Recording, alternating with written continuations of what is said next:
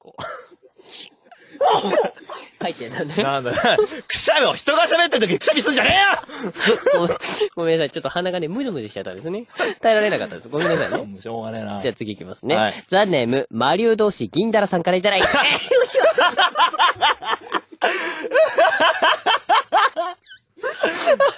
ごめんなさい。耐えられなかった。こんな番号ごめん、なんか、もう、つくんのくしゃみが激しすぎて、全然お題が頭に入ってこない。ネオくんがファイトすると毎回風がね、吹きすぎてカードが飛ばす。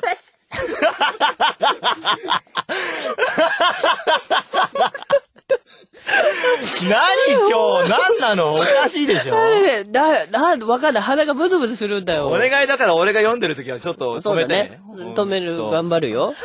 はい。本当に。もう変態だね。もうさ、ツッコミが雑。鼻がムズムズしすぎてツッコミが雑。本当そんなことないですよ。一回鼻かみなさいよ、あた。噛んでいいのこれ。いいよ、噛んでいいよ、噛んでいいよ。チーンってしなさい。ジュルジュルジュルって言った。もう。ちょっと鼻がブチブチ。わかった。じゃあもう続いて俺が読む。鼻がムズムズしてからまた読んでるときくしゃみ出ちゃうからな。続きまして。時はちょっと止めてね。止める、頑張るよ。はい。本当に。もう変態だね。もうさ、ツッコミが雑。鼻がムズムズしすぎて、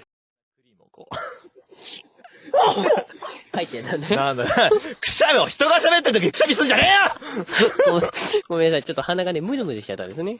耐えられなかったです。ごめんなさいね。しょうがねえな。じゃあ次。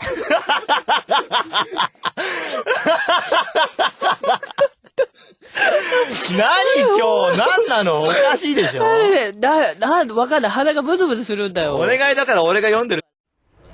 ごめん、なんか、もう、つくんのくしゃみが激しすぎて、全然お題が頭に入ってこない。ネオくんがファイトすると毎回風がね、吹きすぎてカードが飛ばす。いきますね。はい。ザネーム、マリュウ同士銀ダラさんからいただいて。